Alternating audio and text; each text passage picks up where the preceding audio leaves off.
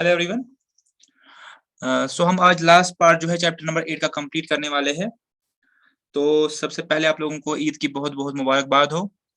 ईद अभी तक डिसाइड नहीं हुआ, जब मैं रिकॉर्ड कर रहा हूँ अभी तक डिसाइडेड नहीं है कि ईद 2 तारीख की रहेगी या 3 तारीख की रहेगी, तो अभी तक अनसर्टेनिटी है।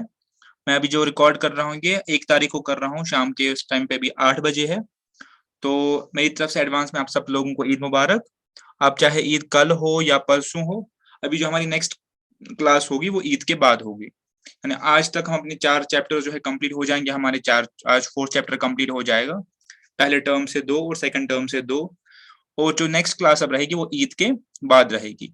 तो मोस्ट लाइकली फ्राइडे शाम को आपकी क्लास जो नेक्स्ट है वो रहेगी फ्राइडे शाम को। तब तक के लिए आप लोगों की छुट्टी है, आराम से ईद एंजॉय कर लीजिए। बट ईद तक और इन छुट्टियों तक एक काम कीजिए, ये क्लास को जो है वो अच्छे से देख लीजिएगा। उसके बाद नेक्स्ट जो है वो आपके साथ शेयर किया जाएगा। तो थर्ड पार्ट हमारा बचा था इस चैप्टर नंबर 8 में। हमने अभी तक क्या किया था, हमने पढ़ा था कि कैपिटल रेज करने के लिए हमें वर्किंग कैपिटल के लिए पैसा चाहिए होता है, फिक्स्ड कैपिटल के लिए पैसा चाहिए होता है। हम चाहे तो इंटरनल सोर्सेज से, जिसको हम ओन फंड बोलते हैं, ओनर से पैसा इकट्ठा कर सकते हैं। तो हम चाहे तो बाहर लोगों से, एक्सटर्नल लोगों से जो है कर्जे पे पैसा ले सकते हैं, जिसको हम बोरोड फंड्स या बोरोड कैपिटल बोलते हैं, एक्सटर्नल कैपिटल भी बोलते हैं कभी कभी। इसके अलावा हमने ये समझा था कि ओन कैपिटल के क्या फायदे हैं, बोरोड कैपिटल के क्या फायदे। उसके बाद हमने ओन कैपिटल को डिवाइड किया था कि ओन कैपिटल हम कहाँ कहाँ से रेज कर सकते हैं। हम ओन कैपिटल रेज कर सकते हैं प्रेफरेंस शेयर से, इक्विटी शेयर से, रिटेन्ड अर्निंग से, डिपॉजिट रसीट से। तो हमने समझा था कि हम कैसे कैसे जो है ओन कैपिटल को जो है वो रेज कर सकते हैं। तो अब जो लास्ट पार्ट है वो है कि बोरोड कैपिटल जो है वो कहाँ कहाँ से हम रेज कर सकते हैं, और उसके बाद अगर हम डिफरेंट सोर्सेज से रेज करेंगे तो हर सोर्स के क्या फायदे हैं और क्या नुकसान है। ठीक है, इसमें कुछ पार्ट है जो कंपनी के लिए रिलेवेंट है, ये कंपनी के लिए रिलेवेंट है, ये कंपनी के लिए रिलेवेंट है, ये कंपनी के लिए रिलेवेंट है, ये कंपनी के लिए रिलेवेंट है। मतलब ये चारों चीजें हम कंपनी के कॉन्टेक्स्ट में पढ़ रहे हैं और ये भी कंपनी के रिलेवेंट है। इसके अलावा इसमें 2 पार्ट ऐसे हैं जो नॉन कंपनी के लिए भी रिलेवेंट है। वो है ये वाला, ये नॉन कंपनी के लिए रिलेवेंट है, और ये वाला जो है नॉन कंपनी के लिए भी रिलेवेंट है। ये 3 पार्ट जो है वो स्पेसिफिकली रिलेवेंट है ओनली फॉर कंपनीज। ठीक है, तो एक बार हम पढ़ते हैं कहाँ कहाँ से रेज कर सकते हैं, फिर हम डिटेल में इसको समझेंगे। डिबेंचर्स या बॉन्ड्स, इंडिया में डिबेंचर और बॉन्ड में कोई फर्क नहीं है, दोनों को इंटरचेंजेबली यूज कर सकते हैं। बाहर फॉरेन में इस लैंग्वेज में चेंज है। बॉन्ड वो लोग बोलते हैं जब गवर्नमेंट सिक्योरिटी इशू करते, डिबेंचर वो अदर देन गवर्नमेंट बोलते हैं। लेकिन इंडिया में डिबेंचर और बॉन्ड में कोई फर्क एज सच नहीं है। तो loan from banks, loan from financial institutions या एनबीएफसीज, एफआई का मतलब फाइनेंशियल इंस्टीट्यूशंस, एंड इसका मतलब नॉन बैंकिंग फाइनेंस कंपनीज या नॉन बैंकिंग फाइनेंस कॉर्पोरेशंस। ठीक है, पब्लिक डिपॉजिट्स और ट्रेड क्रेडिट, और इसके अलावा एक लास्ट है इंटर कॉर्पोरेट डिपॉजिट्स। ठीक है, तो ये 6 पार्ट है, ये 6 हमारे पास है सोर्सेस जहां से हम पैसा रेज कर सकते हैं, but external funds, non owners. इसको मैं एक लाइन में लिखूं तो यहाँ पे नॉन ओनर्स से, उन लोगों से जो कंपनी के ओनर नहीं है, एक्सटर्नल सोर्सेस से। और उर्दू में बोलना चाहिए एक वर्ड में तो हम बोल सकते हैं कर्जे पे पैसा उठाना। तो कर्जे पे हम कहाँ कहाँ से पैसा उठा सकते हैं, एक्सटर्नल पार्टीज से। तो ये हमारे पास उसके सोर्सेस बनते हैं। ठीक है, तो आइए अब हम इन 6 पार्ट को डिस्कस करते हैं। सबसे पहला है डिबेंचर्स। ठीक है, सबसे पहला क्या है, डिबेंचर्स। मैं आपको पहले कहा कि डिबेंचर और बॉन्ड को इंडिया में हम इंटरचेंजेबली यूज करते हैं, तो आप बॉन्ड और डिबेंचर को एक समान एक साथ समझते हैं। लेकिन एक डिस्टिंक्शन अगर करना भी है तो डिस्टिंक्शन यही रहता है कि बॉन्ड हम नॉर्मली वर्ड यूज करते हैं जब गवर्नमेंट इशू करती है, government bonds, government securities, and non government के लिए हम डिबेंचर वर्ड यूज करते हैं नॉर्मली, ये प्रैक्टिस है। लेकिन अगर हम लीगली देखें तो लीगली डिबेंचर और बॉन्ड को आप इंटरचेंजेबली यूज कर सकते हैं, एक्ट ने कोई ऐसी रेस्ट्रिक्शन नहीं रखी है। अब डिबेंचर क्या होता है, डिबेंचर का अगर आप सिंपल सा मतलब समझे, सिंपल सा मीनिंग समझने की कोशिश करें, डिबेंचर का मतलब होता है एक लाइन में acknowledgement of debt. Acknowledgement of debt यानी कर्जे को एक्नॉलेज करना। इसका जो लिटरल मीनिंग है वो एक्नॉलेजमेंट ऑफ डेट, कोई कर्जे को एक्नॉलेज करना। ठीक है, लेकिन होता क्या, डिबेंचर एक्चुअली क्या होता है, डिबेंचर एक्चुअली ये होता है कि कंपनी को अगर लगे कि मुझे इंटरनल सोर्सेज से फंड रेज नहीं करना, इंटरनल मतलब इक्विटी कैपिटल, प्रेफरेंस कैपिटल, तो कंपनी क्या करती है, कंपनी आती है किन के पास, पब्लिक के पास, और पब्लिक को बोलती है कि हम इशू करेंगे डिबेंचर्स। डिबेंचर्स का मतलब डेट इंस्ट्रूमेंट्स। हम कुछ इंस्ट्रूमेंट्स इशू करेंगे मार्केट में जो डेट इंस्ट्रूमेंट्स होंगे। यानी क्या मतलब है इसका? इसका मतलब यह है कि आप कंपनी को जो है वो कर्जा दे दो, आप कंपनी को लोन दे दो, ठीक है। और इस लोन के बदले जब आप हमें पैसा दोगे, इस लोन के बदले हम आपको एक इंस्ट्रूमेंट साइन करके देंगे, कागज का वर्क आप समझिए साइन करके देंगे, जिसमें आपको ये एक्नॉलेज करके देंगे, ठीक है, कि हम आपको इतने पैसे, सपोज 1 लाख रुपए जो है वो ओ करते हैं, ठीक है। और इस पे आपको जो 9% जो है इंटरेस्ट मिलेगा, चाहे हाफ ईयरली, एनुअली, जो भी कंपनी की पॉलिसी होगी। तो सिंपल वर्ड्स में अगर आप समझे, डिबेंचर का मतलब होता है कि एक ऐसा इंस्ट्रूमेंट, एक ऐसा डॉक्यूमेंट जिसपे कंपनी आपको एक्नॉलेज करके देती है, साइन करके देती है, रिसीविंग करके देती है कि हाँ मैंने आपसे इतना कर्जा जो है वो लिया है और इस कर्जे पे आपको इतना इंटरेस्ट जो है वो मिलेगा। तो ये इंटरेस्ट आपका क्या फिक्स्ड हो गया और आप पहले ही बोलते हो कि मेरे पास क्या है, कर्जा है, ठीक है। और ये कंपनी जाके इशू कर देती है मार्केट में और पब्लिक जो है वो करके इन डिवेंचर्स को खरीद लेती है। और पब्लिक को पता है कि हमें कुछ टाइम के बाद जो भी पीरियोडिसिटी है, चाहे एनुअली है, चाहे हाफ ईयरली है, चाहे साल में 4 बार क्वार्टरली है, तो हमें उस पीरियोडिसिटी पे क्या है, हमारे पास जो है इसका इंटरेस्ट जो है आ जाएगा। और पब्लिक को भी पता है कि हमें इतना इंटरेस्ट जो है, जो भी इंटरेस्ट कंपोनेंट इतना हमारा है वो हमें इससे मिलना है। पब्लिक को पता है कि हमें इतना इंटरेस्ट जो है वो मिलेगा, ठीक है। तो in simple words, debenture is just an instrument which is acknowledgement of debt, जहां पे कंपनी जो है डेट को जो है एक्नॉलेज करके देती है। आप कंपनी को पैसा देते हो, कंपनी आपको एक्नॉलेज करके देती है कि आपने हमें कर्जा दिया है। और जो बंदा ये डिबेंचर खरीदता है, इसको हम बोलते हैं डिबेंचर होल्डर। इसे शेयर होने और खरीदने वाले को क्या बोलते हैं, शेयर होल्डर। डिबेंचर होल्डर वो बंदा जिसके पास डिबेंचर है, यानी जिसके पास एक कर्जे का कागज है, कागज की तो बात है। और उसी बंदे को, उसी डिबेंचर होल्डर को क्या क्या क्या होता है, उसको अपने पीरियोडिसिटी के बाद, जो भी पीरियोडिसिटी है उसके बाद इंटरेस्ट उसको मिल जाता है, ठीक है। ये सिंपल सा कॉन्सेप्ट है, इसको हम क्या बोलते हैं, डिबेंचर, ठीक है। अब डिबेंचर जब इशू करती है कंपनी, जब कंपनी डिबेंचर इशू करती है, तो इसके लिए भी अपने अप्रूवल्स लेंगी सभी वगैरह से। बस पब्लिक के पास जा रहे हो तो पब्लिक के पास जाने के टाइम पे आपको अप्रूवल लेना पड़ता है, अप्रूवल वगैरह लेंगे। अब डिबेंचर कैसे कंपनी इशू करती है, थोड़ा सा इसमें भी समझ लेते हैं। फॉर एग्जाम्पल, एक कंपनी को रिक्वायरमेंट है 100 लाख यानी 1 करोड़ की, एक कंपनी की रिक्वायरमेंट है 100 लैक्स की, ठीक है, एल लिख रहा हूं मैं, लैक्स की। तो अब कंपनी क्या करेगी, 100 लैक्स का डिबेंचर इशू निकालेगी, ठीक है, डिबेंचर इशू निकालेगी। तो इसमें कंपनी ने कुछ चीजें पहले स्पेसिफाई करनी है, ठीक है, कि मैं इस 100 लाख के डिबेंचर इशू को कितने डिबेंचर्स में डिवाइड कर रहा हूं, ठीक है। तो इसको कंपनी क्या करेगी, सपोज इसको कंपनी 10 लाख डिबेंचर में डिवाइड करेगी, तो हर डिबेंचर की वैल्यू क्या हो गई, 10 रुपए। 10 लाख इंटू 10, 16। तो कंपनी क्या करेगी मार्केट में, 100 लाख डिबेंचर, ये नंबर है, 100 lakh debenture, 100 lakh sorry 10 lakh debenture, 10 lakh instruments issue करेगी मार्केट में। 10 रुपए हर एक डिबेंचर की डिनोमिनेशन होगी। दूसरा तरीका क्या है, 100 रुपए का एक डिबेंचर रखेंगे और टोटल इशू कितना करेंगे मार्केट में, इशू कितना करेंगे, 1 लाख डिबेंचर्स, ठीक है। ये बिल्कुल सिंपल, आप ऐसे समझ लीजिए, सपोज आपको 10,000 रुपए चाहिए, तो आप 10,000 रुपए 500 के नोट में भी रख सकते हैं, 200 के नोट में भी रख सकते हैं, 100 रुपए के नोट में भी रख सकते हैं, या 2,000 के नोट में भी रख सकते हैं, ठीक है। आप ही अपना 10,000 रुपए जिस मर्जी नोट में रखे, ठीक है। तो इसी तरह कंपनी को जब 100 लाख का डिबेंचर इशू निकालना है, तो कंपनी के पास ऑप्शन रहता है कि वो कितने वैल्यू का एक डिबेंचर रखे, उसके हिसाब से कितने नंबर ऑफ डिबेंचर्स बन रहे हैं। जैसे इस एग्जांपल में कंपनी ने 100 रुपए का एक डिबेंचर रखा है, तो नंबर ऑफ डिबेंचर्स कितने हो रहे हैं, 1 लाख। यानी कंपनी इशू निकालेगी 1 लाख डिबेंचर्स, अभी डिबेंचर्स क्या, डिबेंचर नंबर, वैल्यू ₹100 ईच, हर डिबेंचर का वैल्यू 100 रुपए होगा, ठीक है, ये इजी हो गया। दूसरी चीज जो कंपनी स्पेसिफाई करनी है, कर्जा जब कंपनी निकालेगी, तो उसने स्पेसिफाई ये करना है कि वो इंटरेस्ट रेट इस पे कितना देगी, बिकॉज ये कर्जा है, इंटरेस्ट बेयरिंग डॉक्यूमेंट डिबेंचर, कोई भी बंदा आपके पास पैसा क्यों देगा, इंटरेस्ट के लिए देगा।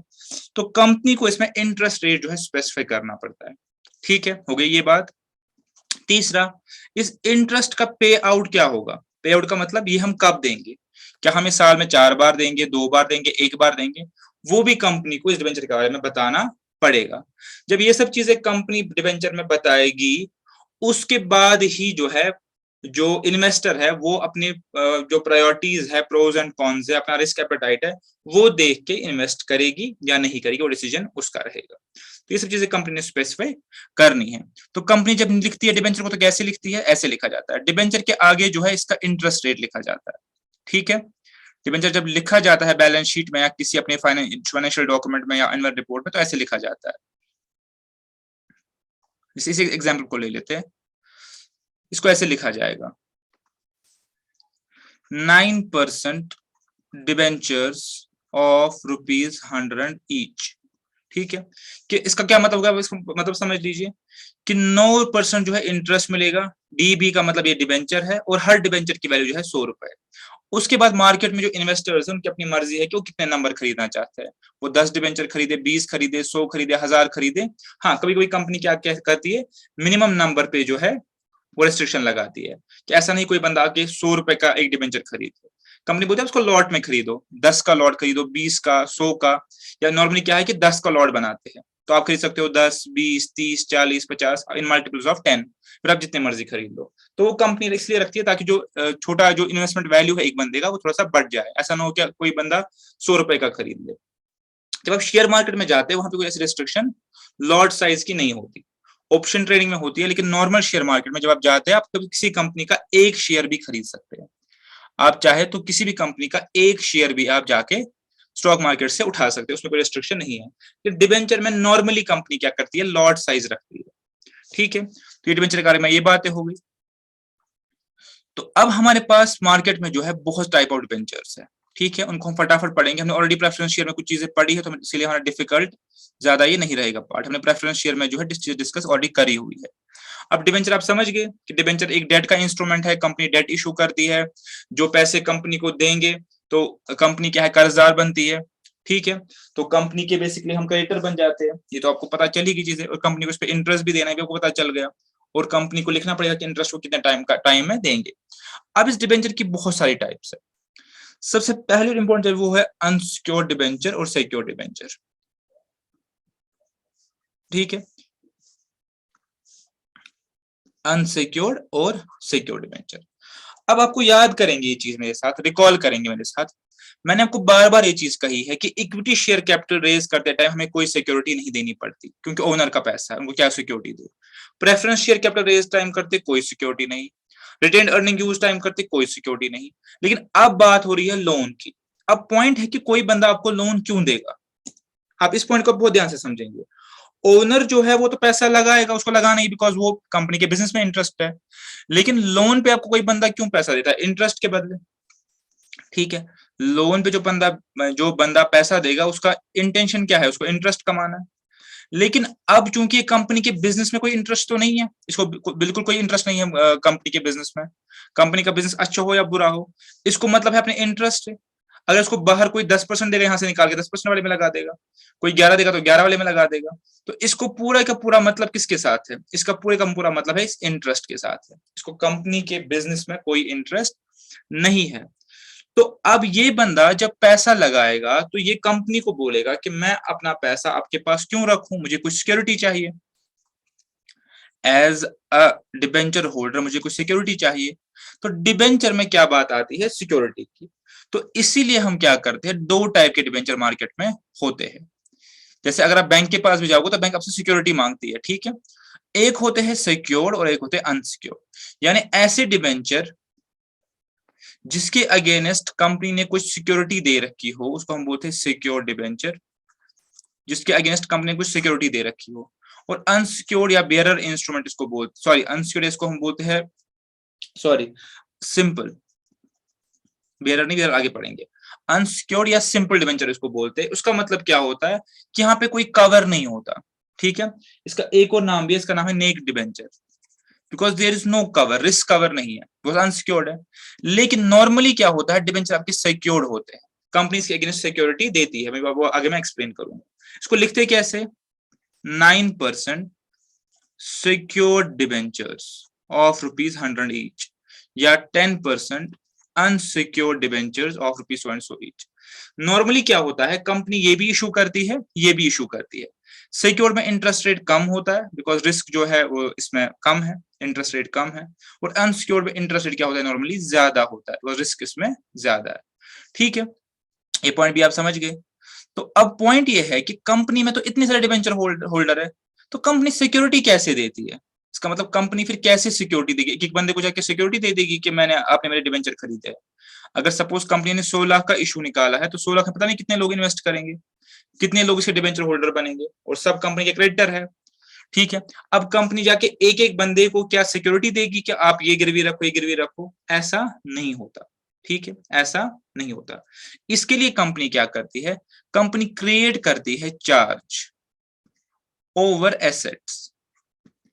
इसके लिए कंपनी क्रिएट करती है चार्ज ओवर एसेट्स, यानी डिबेंचर का जो डॉक्यूमेंट आपका आएगा उसमें लिखा होगा कि आप चूंकि डिबेंचर होल्डर है तो आपको मिलेगा चार्ज ओवर एसेट्स।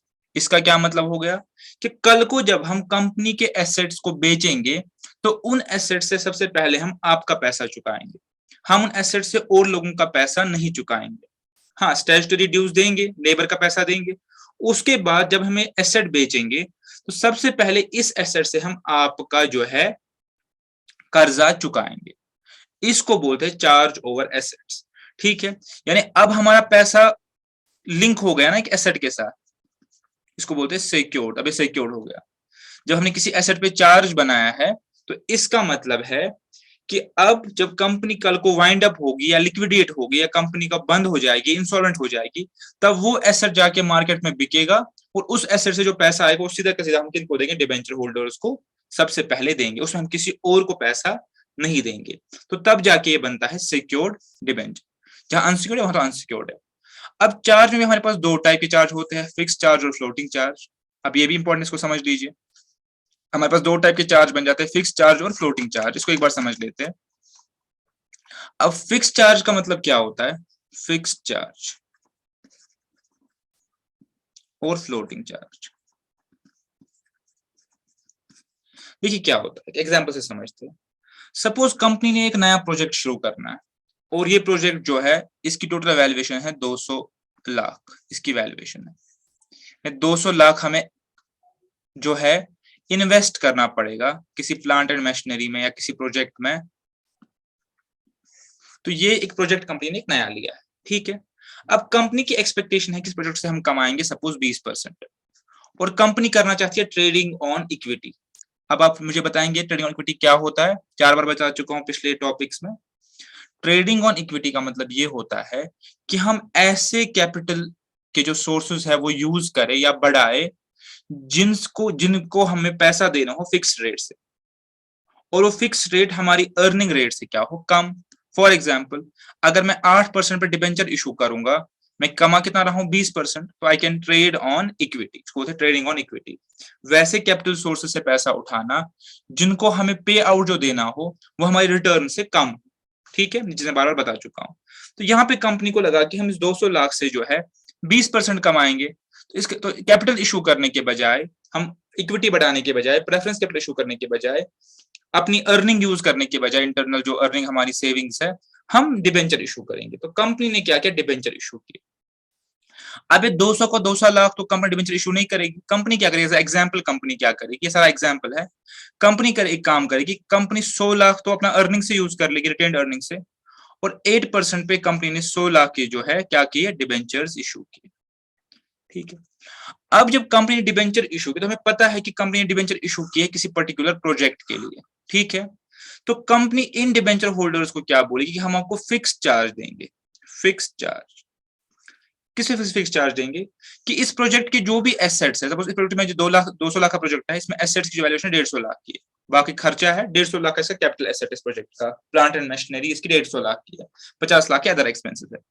तो इन 150 लाख के एसेट्स पे कंपनी क्या करेगी, कंपनी चार्ज क्रिएट कर देगी, बिकॉज इन डिबेंचर होल्डर्स ने पैसा दिया है इस प्रोजेक्ट के लिए, तो इसको बोलते हैं फिक्स चार्ज। जहां पे आपका चार्ज या लीन जो है वो अटैच हो किसी एक पर्टिकुलर जो है एसेट के साथ। ठीक है, इसके किसी एक पर्टिकुलर एसेट या एसेट ग्रुप के साथ, एसेट या एसेट ग्रुप के साथ। तो यहाँ पे आपका जो चार्ज है वो कनेक्टेड है टू अ पर्टिकुलर एसेट और एसेट ग्रुप। ठीक है, इसको हम बोलते हैं फिक्स्ड चार्ज। तो इसका मतलब यही प्लांट एंड मशीनरी बिक के आपको पैसा मिलेगा, बाकी प्लांट एंड मशीनरी से आपको कोई जो है पैसा नहीं मिलेगा। ठीक है, बाकी नॉर्मल सीक्वेंस चलेगी, जो सीक्वेंस मैं आपको परसों बताई थी वही सीक्वेंस चलेगी कि पहले क्या होगा, पहले लेबर, गवर्नमेंट टैक्स वगैरह का, उसके बाद उसके बाद जो है सिक्योर्ड क्रेडिटर, उसके बाद अनसिक्योर्ड क्रेडिटर, उसके बाद प्रेफरेंस शेयर होल्डर, फिर लास्ट में इक्विटी शेयर होल्डर। मैं आपको सीक्वेंस ऑलरेडी बताई हुई थी। अब पॉइंट क्या है यहाँ पे, पॉइंट ये है कि जब चार्ज की बात आती है तो चार्ज का मतलब आप किस कैटेगरी में चलेगी, आप चलेगी सिक्योर्ड क्रेडिटर की कैटेगरी में। तो सिक्योर्ड क्रेडिटर में दो टाइप होते हैं, फिक्स्ड और फ्लोटिंग चार्ज। फिक्स्ड चार्ज का मतलब है कि आपका जो चार्ज है वो सिंपली है किसी पर्टिकुलर एसेट या एसेट ग्रुप पे। लेकिन फ्लोटिंग चार्ज में क्या होता है, आपका जो चार्ज है वो सब एसेट्स पे होता है। ठीक है, ऐसा क्यों, ऐसा इसलिए होता है कि कंपनी कभी कभार क्या करती है कि अपने वर्किंग कैपिटल नीड्स के लिए 100 लाख या 200 लाख रुपए का पैसा उन्होंने उठा लिया। ठीक है, शॉर्ट टर्म कैपिटल उठा लिया। अब ये 200 लाख कंपनी किसी प्रोजेक्ट पे तो नहीं लगाएगी, जनरल बिजनेस में लग जाएगा। तो इस केस में कंपनी क्या करती है, फ्लोटिंग चार्ज क्रिएट करती है। तो वो आपके जो इंस्ट्रूमेंट ऑफ डेट है उसमें मेंशन होगा कि आपका फिक्स चार्ज है या फ्लोटिंग चार्ज। लेकिन चाहे फिक्स चार्ज हो या फ्लोटिंग चार्ज हो, डिबेंचर क्या बन जाता है, सिक्योर्ड। ये फिर बन जाता है सिक्योर्ड डिबेंचर। और ये आपको इंस्ट्रूमेंट में पढ़ना है कि सिक्योर्ड है या अनसिक्योर्ड डिबेंचर, आपको अपना इंस्ट्रूमेंट में पढ़ना पड़ेगा जब आप डिबेंचर के लिए जो है अप्लाई करेंगे। ठीक है, तो ये पॉइंट हमारे पास कवर हो गया। ठीक है, रिडीमेबल और इरिडीमेबल, मैंने ऑलरेडी प्रश्न से बताया था कि अगर डिबेंचर होल्डर्स को सपोज 5 साल 10 साल के बाद पैसा वापस मिलना है तो रिडीमेबल है। अगर इनका पैसा परपेचुअली रहेगा तो थियोरेटिकली उसको बोलते हैं इरिडीमेबल डिबेंचर्स। लेकिन ये सब थियोरेटिकल है, प्रैक्टिकली कोई इरिडीमेबल डिबेंचर नहीं होता, इसलिए मैं यहाँ पे लिखा नहीं है, प्रैक्टिकली कोई रिडीमेबल डिबेंचर नहीं होता, इसलिए मैंने यहाँ पे मेंशन नहीं किया है, रिडीमेबल ही होते हैं। तो रिडीमेबल का मतलब ये होता है कि जहां पे हम डिबेंचर्स को जो है उनके जो हमारे पास पीरियड है इशू का उससे पहले हम उनको रिपेमेंट कर सकते हैं। ठीक है, फॉर एग्जाम्पल डिबेंचर जो मैं एग्जाम्पल में दी थी 100 लाख वाली, तो इस डिबेंचर के साथ मैं लिखूंगा कि रिपेएबल इन 10 ईयर्स, फॉर एग्जाम्पल 10 ईयर्स में रिपेएबल है। ठीक है, तो मैं क्या करूंगा 10 ईयर्स के बाद या 10 ईयर्स के अंदर अंदर मैं उनको अपना पैसा जो है इस पीरियड में वापस दे दूंगा। इनको बोलते हैं रिडीमेबल डिबेंचर्स। थियोरेटिकली होता है इरिडीमेबल डिबेंचर्स, जो लाइफ टाइम कंपनी अपने पास कर्जा रखती है, लेकिन प्रैक्टिकली ऐसे डिबेंचर्स इशू नहीं होते, लेकिन थियोरेटिकली आप as a type of debenture में इरिडीमेबल डिबेंचर्स को भी लिख सकते हैं। ठीक है, थियोरेटिकली अगर टाइप पूछा गया एग्जाम में तो थियोरेटिकली आप इरिडीमेबल भी उसमें ऐड कर सकते हैं, जिनको पेमेंट वापस नहीं करना। कन्वर्टेबल डिबेंचर्स क्या होते हैं, जैसे प्रेफरेंस शेयर में पढ़ा था, वो डिबेंचर्स जिनको ऑप्शन दिया जाता है कि वो एक अपने जो कन्वर्जन पीरियड है उसके अंडर क्या है इनको कन्वर्ट कर सकते हैं इक्विटी शेयर्स में।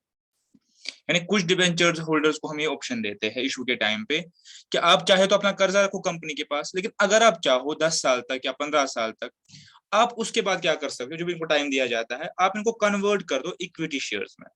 तो उससे क्या होगा, उससे उनका इंटरेस्ट हट जाएगा और अब वो कंपनी के नॉर्मल इक्विटी शेयर होल्डर जो है वो माने जाएंगे। और नॉन कन्वर्टेबल ऐसे डिबेंचर होल्डर होते हैं जिनको ये ऑप्शन नहीं दिया जाता। ठीक है, बेयरर और रजिस्टर्ड ये एक समझने वाला पॉइंट है। ठीक है, कि ये जो है उसमें नहीं था, प्रेफरेंस में ऐसा कोई नहीं थे, बाकी सारे प्रेफरेंस में भी थे। अच्छा, कन्वर्ट बेयरर और रजिस्टर्ड। सबसे पहले आप ये समझ लीजिए कि बेयरर इंस्ट्रूमेंट क्या होता है।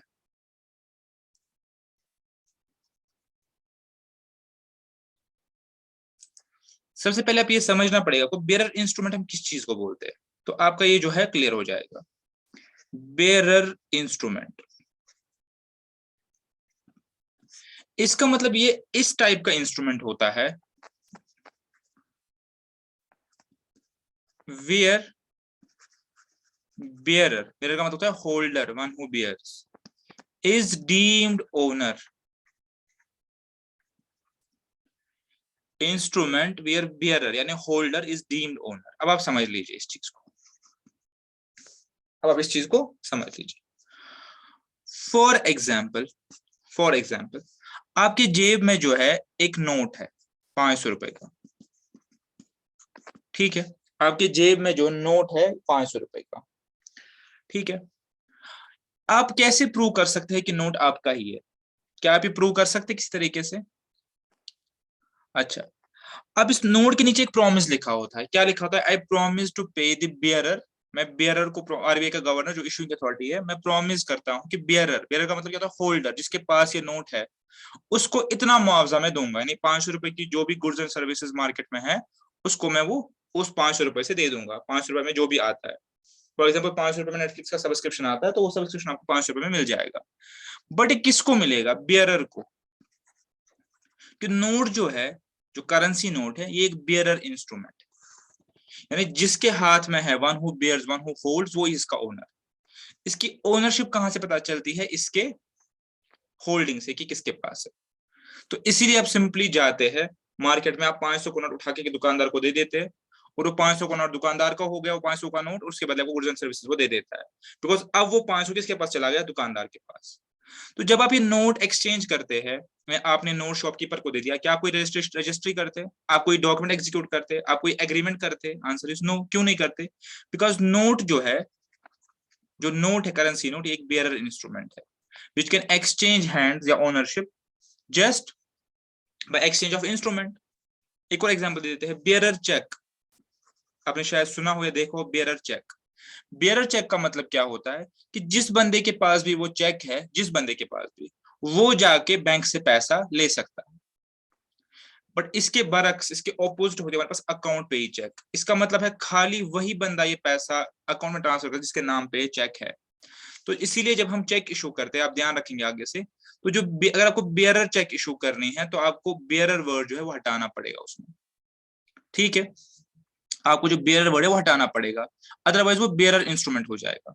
तो बेयरर इंस्ट्रूमेंट में क्या होता है, जिस बंदे के पास भी वो चेक है, वो जाके बैंक से पैसा निकाल सकता है। फॉर एग्जाम्पल, आपको मुझे चेक इशू करना है, तो उस पे लिखा होता है पे, आगे से चीजें देखेंगे आप ध्यान रखेंगे, पे नईम शफी, ऐसे लिखा होता है, हम खुद से लिखते हैं, फिर लिखा होता है सामने और बेयरर।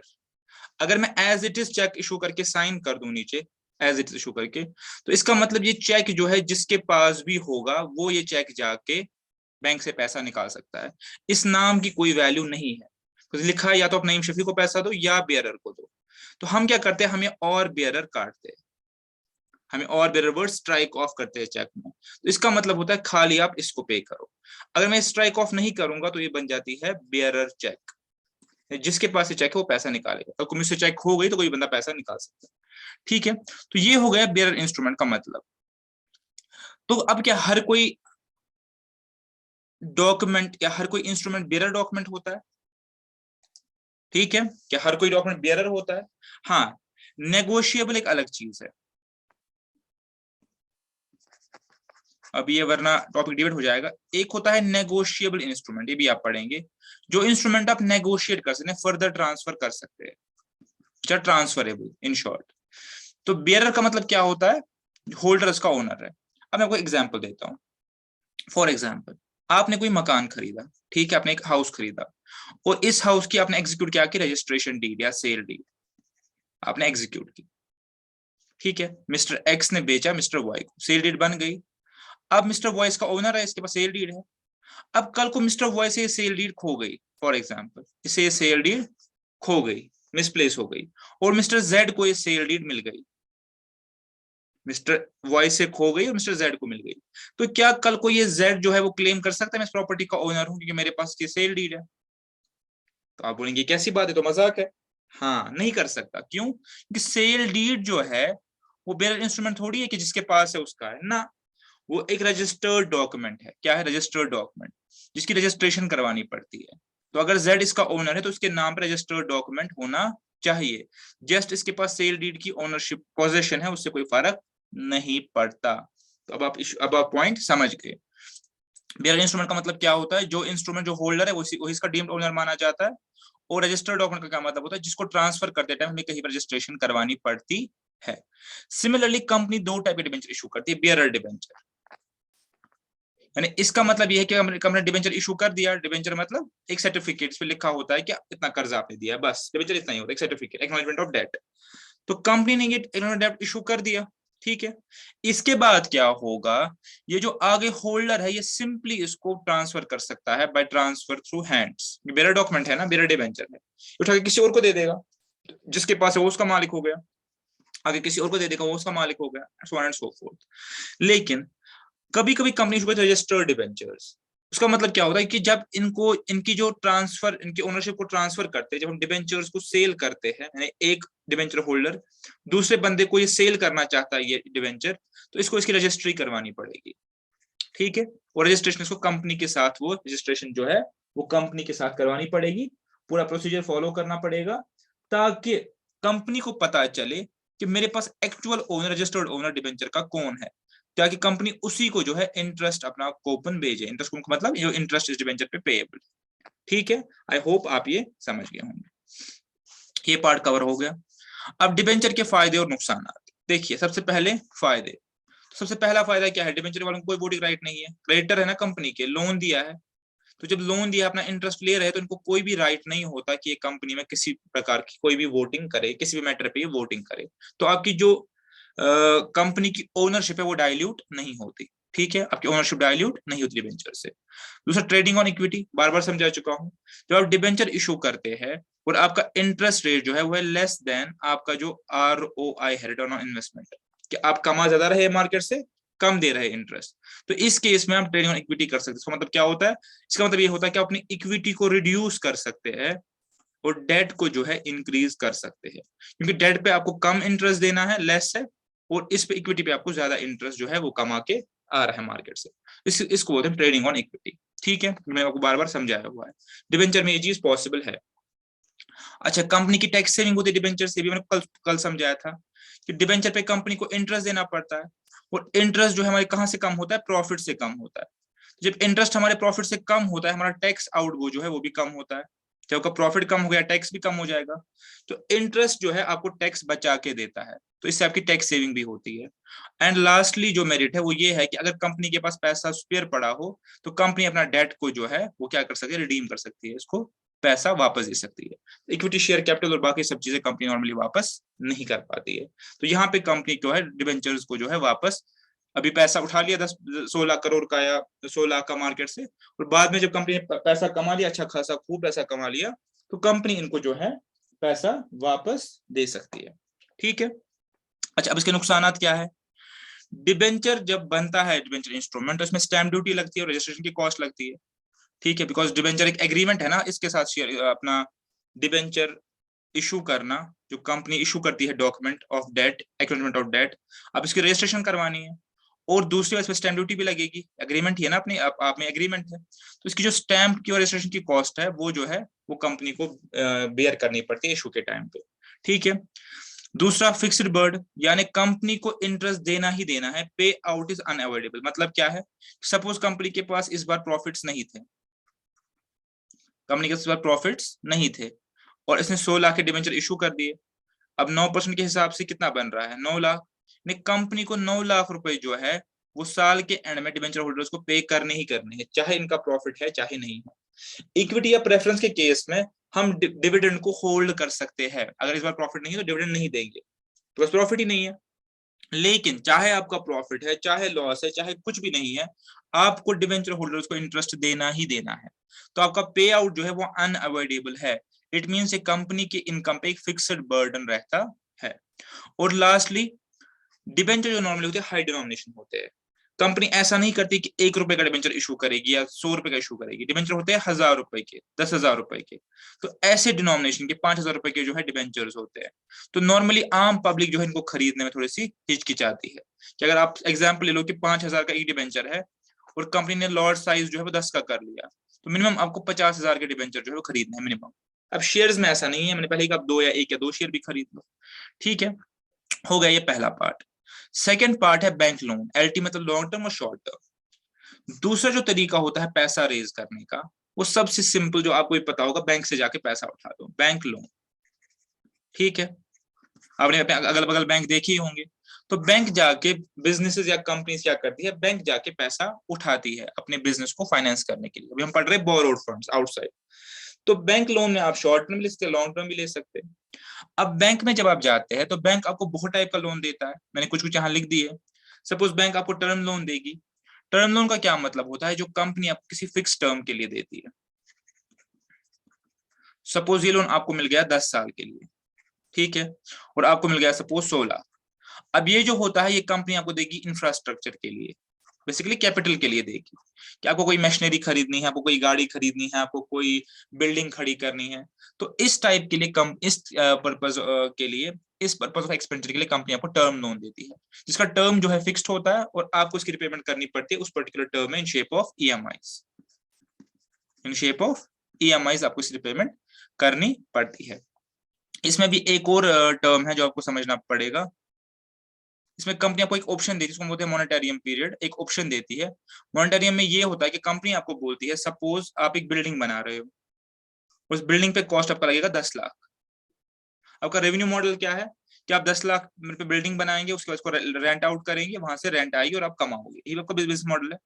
अब बिल्डिंग के बनने में लगेंगे 3 साल या 2 साल मान लीजिए, तो 2 साल तक तो आप कंपनी टर्म लोन चुकता ही नहीं कर पाओगे, तो आपको कोई रेवेन्यू नहीं आएगा, 2 साल के बाद रेवेन्यू आना शुरू हो जाएगा, तो आप ईएमआई कैसे भरोगे? तो इस केस में कंपनी आपको 2 साल का दे देती है मॉनेटरियम। उसमें क्या कंपनी आपको बोलती है कि 2 साल तक आप कुछ भी रिपे मत करो, 2 साल तक आप कुछ भी रिपे मत करो, जो इंटरेस्ट है आपका वो एक्यूमुलेट होता रहेगा आपके लोन में। सपोज आपने यहाँ पे 10 लाख का लोन ले लिया ये बिल्डिंग बनाने के लिए, 2 साल बाद जब आप देखोगे तो आपका लोन बन गया होगा 12 लाख इंटरेस्ट जोड़ के, तो उसके बाद आपका रेवेन्यू आना शुरू हो जाएगा। तो यहाँ से आप क्या कर सकते हो, ईएमआई भर सकते हो। टर्म लोन में कंपनी आपको ये फैसिलिटी भी जो है वो देती है। ठीक है, चलिए अब दूसरा होता है कैश क्रेडिट। कैश क्रेडिट, ये कैश क्रेडिट का मतलब क्या होता है? ये कंपनी आपको जो देती है बेसिकली, ये एक तरह का वर्किंग कैपिटल लोन होता है। ठीक है, ये होता है working capital loan, is a part of working capital loan. Cash credit का मतलब क्या होता है कि कंपनी आपको डे टू डे बिजनेस, तो मैंने आपको पहले ही समझाया था वर्किंग कैपिटल क्या होता है। Day to day business meet करने के लिए कंपनी आपको आपका स्टॉक, आपकी सेल, आपके डेटर्स और आपके क्रेडिटर्स, ये सब फिगर के बेसिस पे, जो कि ये सारी चीजें क्या वर्किंग कैपिटल है, आपको ने पहले भी समझाया हुआ है कि स्टॉक, सेल, डेटर, क्रेडिटर आपस में कैसे लिंक्ड है, ये सारे वर्किंग कैपिटल के कंपोनेंट हैं जो आपके वर्किंग कैपिटल में ओवररन होते हैं। जो आपके बार बार के पहले क्या होगा, पहले स्टॉक बनेगा, सबसे पहले क्या होगा कि आप माल उठाएंगे तो आपका क्रेडिटर बन गया, आपके पास स्टॉक आएगा, स्टॉक को बेचेंगे तो सेल हो जाएगी, सेल क्रेडिट पे करेंगे तो डेटर आ जाएगा, डेटर वापस कैश देगा तो कैश आप क्रेडिटर को देंगे। तो ये सारा आपका वर्किंग कैपिटल साइकिल का पार्ट है। तो अब इसमें क्या है, कभी गैप आ सकती है। गैप क्यों आ सकती है? गैप इसलिए आ सकती है कि आपको माल काफी सारा उधार पे देना पड़ा, आपको बहुत सारा माल देना पड़ा उधार पे, तो आपके पैसे फंसे हुए, डेटर में फंसे हुए अभी। ठीक है, आप चाहते हैं कि आप और स्टॉक बनाए, आप और स्टॉक वगैरह बना नहीं पाओगे। एक एग्जांपल लेता हूँ छोटी सी फिगर्स के साथ, कुछ फिगर्स से एक वो ना क्लियर हो जाती है बात। वैसे ये आपके सिलेबस में उन्होंने मेंशन नहीं किया, बट स्टिल मुझे लगा रेलेवेंट है तो आपके साथ शेयर करता हूँ। एक एग्जांपल लेता हूँ, छोटी सी फिगर्स लूंगा, ज्यादा कॉम्प्लिकेट नहीं करूंगा। कि आपने सपोज 50 लाख की परचेज की, तो आपको 50 लाख के क्रेडिटर खड़े हो गए जिनको आपको पैसा देना है, अपने क्रेडिट पे पैसा लिया या अपना पैसा भी मान लो लगाया 50 लाख का। अब 50 लाख का पैसा आपने लगाया, तो ये 50 लाख का माल आपने कल को बेचा 60 लाख में, लेकिन आपने ये बेचा उधार पे, आपके डेटर खड़ा हो गया। अब डेटर आपको पैसा कब देगा? 6 महीने बाद। डेटर आपको पैसा कब देगा? 6 महीने बाद। तो इसका मतलब 6 महीने तक आपके पास कोई पैसा नहीं है, 6 महीने बाद आपका 60 लाख रियलाइज होगा, या 5 महीने बाद। तो क्या 5 महीने अगर आप चाहते हैं कि मैं और माल उठाऊं, मैं और परचेजेस करूं ताकि मेरी सेल बढ़े, मेरा प्रॉफिट बढ़े, लेकिन आप तो परचेज कर ही नहीं पाओगे। आप परचेज इसलिए नहीं कर पाओगे क्योंकि आपके पास पैसा ही नहीं है, पैसा डेटर के पास ब्लॉक पड़ा है। ठीक है, आप क्रेडिटर के पास गए, मुझे माल दे दो, वो कह रहे पहले पिछले जो आपने लिया है 50 लाख का उसका पैसा आप चुकता करो। तो इस केस में आपके पास क्या आ गया, वर्किंग कैपिटल में गैप आ गया। तो ये वर्किंग कैपिटल गैप को पूरा करने के लिए आप क्या करते हो, बैंक के पास जाते हो। तो बैंक आपको देता है कैश क्रेडिट। इसका क्या मतलब है कि आपके पास कैश क्रंच, इस नाम ही से पता चलेगा कैश क्रेडिट, कैश क्रेडिट, क्योंकि आपके पास अभी कैश क्रंच है, और कैश किसका पार्ट है? वर्किंग कैपिटल का। मैं आपको क्या समझाया था कि वर्किंग कैपिटल साइकिल क्या होता है, ऑपरेटिंग साइकिल क्या होता है, कैश से लेकर कैश तक का जर्नी। तो अगर कैश में कहीं भी ब्रेकेज आ गया तो बैंक क्या है, आपको एक लिमिट देता है। सपोज बैंक को पता चल गया कि आपका 60 लाख फंसा हुआ है, तो बैंक आपको सपोज 40 लाख की लिमिट देगा कि 40 लाख तक जब भी आपको पैसा चाहिए आप मेरे पास आके 40 लाख का पैसा उठा लो। जरूरी नहीं कि आप 40 का 40 लाख उठाओगे, लेकिन आपको 40 लाख की बैंक ने एक लिमिट दे दी कि इस अमाउंट तक आप जाके पैसा उठा सकते हो। ठीक है, तो आप इस पैसे का क्या यूज करोगे? आप इस पैसे को सिंपली उठा के क्रेडिटर को दोगे, और उससे क्या आप और माल खरीदोगे, आपके पास माल आ गया और। ठीक है, तो जब आपके 6 महीने बाद डेटर से पैसा आ जाएगा तो आप आके बैंक को चुकता कर दोगे, और ये प्रोसेस जो है रोल ओवर होता रहेगा, रोल ओवर होता रहेगा। टर्म लोन नहीं है, टर्म लोन क्या होता है, टर्म के लिए। सीसी जो फैसिलिटी होती है वो अनलिमिटेड टू के लिए होती है, subject to renewal of finances, वो देखते हैं कि कितना कितना इनका पैसा फंसा है, तो ये पूरी फैसिलिटी जो है रोल ओवर होती रहेगी, ठीक है। अच्छा, एक टर्म आती है एसओडी, जब आपको किसी स्पेशल पर्पस के लिए बैंक जो है ओवरड्राफ्ट दे, कि आप अपनी लिमिट के बियॉन्ड कभी कुछ जो है अप्रूवल लेके बैंक से डिस्कशन करके आप पैसा उधार पे ले सकते हो, लेकिन उसको बोलते हैं स्पेशल ओवरड्राफ्ट, एसओडी, कि आपको कभी किसी स्पेशल पर्पस के लिए पैसे की रिक्वायरमेंट होती है तो बैंक आपको वो भी दे देता है। ये भी एक शॉर्ट टर्म लोन ही होता है, स्पेशल ओवरड्राफ्ट भी शॉर्ट टर्म लोन होता है। आजकल स्टार्टअप लोन, मुद्रा लोन, ये सब नए लोन है जो बैंक देता है, ये भी एक नए लोन है जो बैंक देता है। इसके अलावा बिजनेस के, आजकल पर्सनल क्रेडिट कार्ड तो पता ही होगा आपको, बिजनेस के लिए भी बैंक जो है क्रेडिट कार्ड जो है इशू करता है। हालांकि लास्ट रिजॉर्ट है, सबसे पहले तो आपको ये सब चीजें एक्सप्लोर करनी होती है बिजनेस वाले को, फिर इन पे आता है। लेकिन आजकल बिजनेसेस के लिए भी क्रेडिट कार्ड जो है बैंक फैसिलिटी दे रही है। और इसके अलावा मर्चेंट कैश एडवांस जो है वो भी एक फैसिलिटी आजकल बैंक दे रही है। वो क्या होता है, ये एक दिन का क्रेडिट होता है, 1 डे क्रेडिट। क्या होता है कि बैंक को पता है कि एक बंदे की डेली सेल जो है कितनी है, बिकॉज बैंक जो है उसको पता होता है कि शाम को बैंक में कितना डिपॉजिट करता है। सपोज एक बंदे की डेली सेल है 5 लाख, तो बैंक को आइडिया है कि ऑन द एवरेज 5 लाख के दिन की इसकी कैश सेल है जो मेरे बैंक में जो है वो आ जाएगी। तो बैंक क्या करता है, बैंक ये करता है कि इसको सुबह ही ये जो 5 लाख का एडवांस जो है वो दे देता है, तो शाम तक इसकी सेल हो जाती है और उसके बाद क्या होता है, ये चुकता कर देता है। तो इसको बोलते हैं मर्चेंट कैश एडवांस। ये बेसिकली कैश एडवांस होता है मैक्सिमम एक दिन का या एक वीक का, तो इसको हम बोलते हैं मर्चेंट कैश एडवांस। तो ये सब जो है बेसिकली क्या है, ये सब बेसिकली कुछ नहीं है, बैंक से जाके जो है हम लोन ले रहे हैं। अब लोन अलग अलग टाइप का है, तो ये भी एक सोर्स ऑफ होता है फाइनेंसिंग का, ठीक है। तो सिंपली जो है ये बैंक लोन के टाइप्स है। तो आप बैंक से जाके पैसा उठा लोगे जब वो पैसे की जरूरत होगी, तो आप डिबेंचर इशू नहीं करोगे, इक्विटी रेज नहीं करोगे। अब इसके फायदे और नुकसान बहुत ही सिंपल है। बैंक से लोन लेना जो है वो इजी है, कोई डिफिकल्ट जो है नहीं है। बैंक के पास आप गए, आपने अप्लाई किया, अगर आपके सारे डॉक्यूमेंटेशन प्रॉपर हुए, आपका सारा जो है पेपर वर्क है वो पूरा हुआ, तो आपको जो लोन है इजीली मिल जाता है, अगर आपकी इनकम और क्रेडिबिलिटी उतनी हुई तो। अच्छा, यहाँ पे आप फ्लेक्सिबल है, आपको कितने टाइम का लोन चाहिए उसमें फ्लेक्सिबल है, आपको कितने अमाउंट का लोन चाहिए उसमें फ्लेक्सिबल है, आपको लॉन्ग टर्म चाहिए, शॉर्ट टर्म चाहिए, आप दोनों में जो है वो क्या है, दोनों में आपके ऑप्शन। तो फ्लेक्सिबिलिटी क्या है आपकी, फ्लेक्सिबिलिटी आपकी ये रहती है इसमें कि आपको जो है लॉन्ग टर्म चाहिए, शॉर्ट टर्म चाहिए, अपनी मर्जी है, कितना लंबा पीरियड आपने रखना अपनी मर्जी है, ईएमआई कितना रखना अपनी मर्जी है, ठीक है। तो इन सब फैक्टर्स में जो है आपकी जो है वो फिजिबिलिटी है, अमाउंट, पीरियोडिसिटी, तो उस हिसाब से जो है ये जो है काफी इजी रहता है एक कंपनी के लिए बैंक से जाके जो है लोन उठाना, ठीक है। इसके अलावा बैंक्स जो है, बैंक्स नॉर्मली, मैं नॉर्मली कह रहा हूँ word, normally as a presumption, या अगर हम एक व्यू ले कि banks as a reputed institution जो है वो आपके सीक्रेट्स जो है, क्योंकि आप जब लोन निकालेंगे तो बैंक आपसे बैलेंस शीट मांगेगी, बिजनेस के बारे में पूछेगी, तो बैंक जो है वो डिस्क्लोज नहीं करता। तो ऐसे कैपिटल रेज करने से आपके बिजनेस के सीक्रेट्स पे कोई फर्क नहीं पड़ता। और एक और चीज जो है, आपकी क्रेडिट वर्दीनेस जो है वो बढ़ जाती है। जब आप बैंक से लोन लेते हैं और टाइमली आप रिपेमेंट करते हैं, तो आपकी जो मार्केट में स्टैंडिंग है और आपकी जो मार्केट में रेपुटेशन है वो एनहांस होती है। अगर कोई कंपनी टाइमली लोन नहीं चुकताती, या वो क्या है कि अपने ईएमआई डिफॉल्ट करती, तो आप खुद देखते हैं कि मीडिया में आ जाता है, न्यूज में आ जाता है, तो कंपनी की रेपुटेशन जो है वो खराब हो जाती है।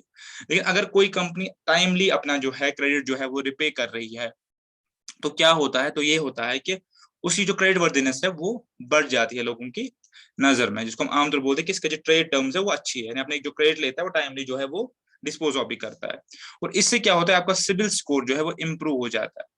अब सिबिल स्कोर क्या चीज है हमारे यहाँ एक क्रेडिट एनालिसिस और इन्वेस्टिगेशन करके है एक कंपनी है, वो क्या करते हैं, जो भी लोग क्रेडिट लेते हैं ना, क्रेडिट इंस्ट्रूमेंट्स यूज करते हैं, क्रेडिट कार्ड यूज करते हैं, लोन्स लेते हैं, तो उनका एक स्कोर कार्ड बनाते हैं। स्कोर कार्ड में बहुत सारे क्राइटेरिया होते हैं कि ये बंदा अपने ईएमआई या अपने लोन को रिपे करने में कैसा है, उसके बेसिस पे आपको एक स्कोर दिया जाता है जो कि 0 से स्टार्ट होता है 900 तक, ठीक है। इसको हम सिबिल बोलते हैं। तो जितना अच्छा आपका सिबिल होगा उसके बेसिस पे आपको जो है आपकी क्रेडिट वर्दीनेस जो है वो मानी जाएगी। आप इसकी फैक्टर्स क्या है, सिबिल कैसे अच्छा या बुरा होता है, सबसे पहले आप अपनी ईएमआई जो है वो टाइमली भरें, आपके सिबिल में फ्रीक्वेंट इंक्वायरीज ना हो लैंडर्स की तरफ से, तीसरा, आप जो एड्रेस कोड कर रहे हो डिफरेंट डिफरेंट लैंडर्स, मतलब 3 बैंक के पास गए और तीनों को आपने अलग अलग एड्रेसेस दिए, इससे आपका सिबिल बिगड़ सकता है। इसका मतलब है कि आपकी जो एड्रेस है वही जो है रिलायबल नहीं है। तो बहुत सारे फैक्टर्स होते हैं जिसकी वजह से आपका एक स्कोर बनता है, जिसके बेसिस पे आपकी जो क्रेडिट वर्दीनेस है वो मार्केट में एस्टेब्लिश होती है, इसको हम सिबिल स्कोर बोलते हैं। तो यही पॉइंट है कि जब आप बैंक से लोन लेते हैं और बैंक के साथ डील करेंगे और आप टाइमली अपना सब कुछ ईएमआई वगैरह पे करेंगे, तो आपकी मार्केट में जो क्रेडिट वर्दीनेस है वो एनहांस हो जाती है। ठीक है, अब इसके डीमेरिट्स क्या है? कोई डीमेरिट्स तो बड़े खासे है नहीं बैंक के। एक डीमेरिट ये बन सकता है कि आपका बर्डन जो है वो फिक्स्ड है, बैंक को भी आपने इंटरेस्ट जो है वो देना ही देना है, आप इंटरेस्ट स्किप नहीं कर सकते। ठीक है, जैसे डिवेंचर होल्डर को देना है, बैंक वाले को भी इंटरेस्ट देना है, तो आप इंटरेस्ट जो है स्किप नहीं कर सकते। और एक और डिमेरिट ये बन सकता है कि बैंक जो है वो कंडीशन लगाता है एंड यूज या एक्सटेंशन को। उसका क्या मतलब है? उसका मतलब ये कि जब आप इक्विटी रेज करते हैं, जब आप इक्विटी रेज करते हैं या फॉर दैट मैटर डिबेंचर भी रेज करते हैं, for that matter preference capital भी रेज करते हैं, आपके पास पैसा आ गया 16 लाख, आप इस 16 लाख का क्या करो आपकी मर्जी है। आप इसको कैपिटल में लगाओ, रेवेन्यू में लगाओ, आइडल रखो, इन्वेस्ट करो, आपको कोई नहीं पूछ सकता। ठीक है, लेकिन बैंक के केस में ऐसा नहीं है। बैंक के केस में आपको बैंक को बताना पड़ेगा कि मैं ये कैपिटल किस लिए यूज करूंगा, और अगर आप अदर देन इंटेंडेड यूज के लिए करेंगे तो उसको माना जाता है डायवर्जन ऑफ मनी। ठीक है, यानी आपने लोन तो लिया था किसी पर्पज के लिए, आपने लोन लिया था मशीनरी के लिए, लेकिन लोन आप दे रहे हो क्रेडिटर्स की रिपेमेंट के लिए। आप बोलेंगे पैसा तो मेरा ही है, मैं जो मर्जी करूं ना, ऐसा नहीं होता। आपने जिस पर्पज के लिए लोन लिया था आपको उसी पर्पज के लिए लोन यूज करना है। तो यहाँ पे यूज पे रेस्ट्रिक्शंस है, यूज पे रेस्ट्रिक्शंस है, इसको हम बोलते हैं एंड यूज रेस्ट्रिक्शंस। ठीक है, और ये बहुत ही कॉमन ये चीज है कि आप लोन एक पर्पज के लिए तो यूज दूसरे पर्पज के लिए करते हैं, लेकिन ये जो है, ये अगर बैंक के हिसाब से देखें तो ये चीज गलत है। एंड यूज का मतलब होता है कि जिस पर्पज के लिए पैसा बैंक ने दिया है उसी पर्पज के लिए पैसा यूज हो रहा है। तो ये एक ड्रॉबैक रहता है बैंक के लोन का, बाकी केसेस में ये ड्रॉबैक नहीं। ठीक है, चलिए नेक्स्ट है लोन फ्रॉम एफआई। एफआई का मतलब financial institutions, NBFCs, non banking finance companies या कॉर्पोरेशन, याद रखिए। अच्छा, डेवलपमेंट बैंक्स, अब क्या मतलब है इसका?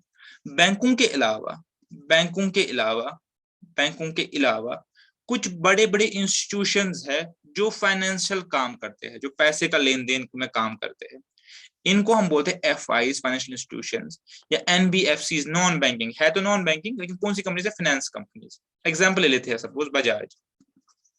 अच्छा, बजाज कोई बैंक नहीं है, आपने नहीं सुना होगा बजाज बैंक लिमिटेड ना, जैसे जेके बैंक लिमिटेड बैंक है, लेकिन बजाज जो है फाइनेंस कंपनी है। सर्च करेंगे नेट पे बजाज फाइनेंशियल सर्विसेज करके, बजाज फिनसर्व करके बोलते हैं, Bajaj financial services, finance company. इनका काम क्या है? लोन देना, पब्लिक से पैसा लेना, डिपॉजिट लेना वगैरह वगैरह। या कुछ इंडस्ट्रियल डेवलपमेंट बैंक्स है, आईडीबी, ठीक है, या लोकल कुछ कॉर्पोरेशन है, स्टेट फाइनेंस कॉर्पोरेशन है, सेंट्रल की फाइनेंस कॉर्पोरेशन है, जिनका काम होता है पैसे का लेन देन करना, लोन देना। ठीक है, तो अगर आप बैंक के पास नहीं जाना चाहते तो आप इनके पास भी जा सकते हैं। मैं आपको एग्जांपल दे दी, सपोज बजाज की, ठीक है, आप इनके पास भी जा सकते हैं। ये क्या है? नॉन बैंकिंग फाइनेंस कंपनीज है, तो फाइनेंस कंपनी, लेकिन bank as a bank registered नहीं है। ठीक है, अभी जो एनबीएफसी है आप इनके पास भी जाके जो है लोन ले सकते हैं।